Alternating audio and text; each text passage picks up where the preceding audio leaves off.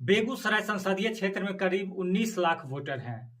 इसमें सबसे ज्यादा संख्या 19% के करीब भूमिहार वोटरों की है।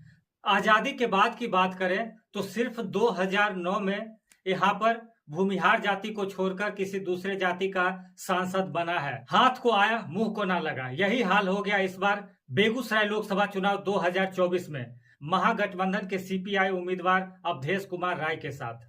भाजपा के गिरिराज सिंह के खिलाफ लोगों में काफी असंतोष था। कार्यकर्ता भी नाराज चल रहे थे। लोगों ने इनको काला झंडा दिखाया।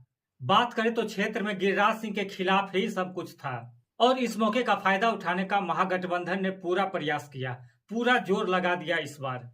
और एक समय तो ऐसा लगने लगा था कि ये इस बार बाजी मार जाएंगे। लेकिन तभी बेगूसराय में एंट्री होती है नितिन गडकरी की और इन्होंने जो नकारात्मक माहौल बीजेपी के खिलाफ बनाया था, कुछ मुद्दों को लेकर भ्रम की स्थिति पैदा इन्होंने जो किया था, सामू मटिहानी पुल को लेकर जो भ्रम यहाँ के क्षेत्र में फैलाया था, इसको नितिन गडकरी ने क्लियर कर दिया और बेगूसराय में हवा का रुख बदलने लगा। और नतीजा ये हुआ कि 4 जून को गिनती के बाद एक बार फिर से गिरिराज सिंह विजय हो गए। हालांकि जो वोट की गिनती हुई उसमें भी जो आंकड़ा सामने आया है, उसमें भी जो एक असंतोष की भावना बीजेपी को लेकर चुनाव से पहले था, वो दिख रहा था। बेगूसराय संसदीय क्षेत्र की बात करें तो इस बार चुनाव में 4% वोट पिछले बार की अपेक्षा कम गिरा था। इसके बाद नोटा की बात करें तो 22,382 वोट सिर्फ नोटा में गिराया गया था, जो कि किसी भी निर्दलीय उम्मीदवार के वोट से काफी ज्यादा संख्या में था और तीसरे स्थान पर नोटा रहा। हालांकि ये पहल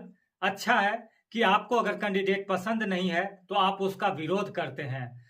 4-5 कैंडिडेट जो भी खड़े हैं उसमें जो सबसे कम खराब कैंडिडेट कौन है, उसको चुनने से अच्छा है कि हम सभी का विरोध कर दें और नोटा को दबा दें।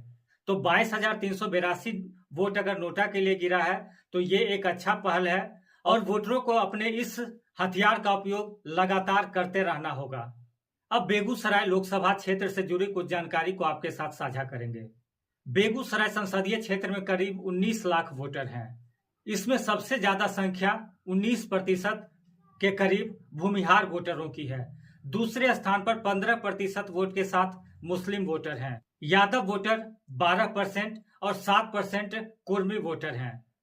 आजादी के बाद की बात करें तो सिर्फ 2009 में यहाँ पर भूमिहार जाति को छोड़कर किसी दूसरे जाति का सांसद बना है। 2009 में जनता दल यूनाइटेड के मोनाजिर हसन यहाँ से सांसद बने थे। इनको छोड़ दिया जाए तो यहाँ पर हमेशा भूमिहार ही सांसद बना है। बेगूसराय जिला में पहले 2 संसदीय क्षेत्र था, एक बेगूसराय दूसरा बलिया।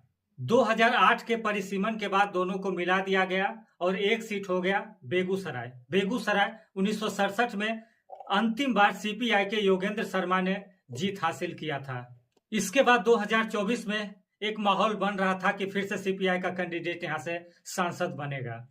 बेगूसराय हमेशा से हॉट सीट बना हुआ रहता है। पिछले बार भी कन्हैया कुमार के खड़े होने के बाद ये हॉट सीट बन गया था और इस बार गिरिराज सिंह को हराने के लिए जो कवायद चल रहा था, इसको लेकर ये काफी चर्चा में रहा। अब बात करते हैं 2024 के रिजल्ट के बारे में। तो अंतिम चरण के गिनती के बाद गिरिराज सिंह 6,49,331 वोट के साथ प्रथम स्थान पर रहे।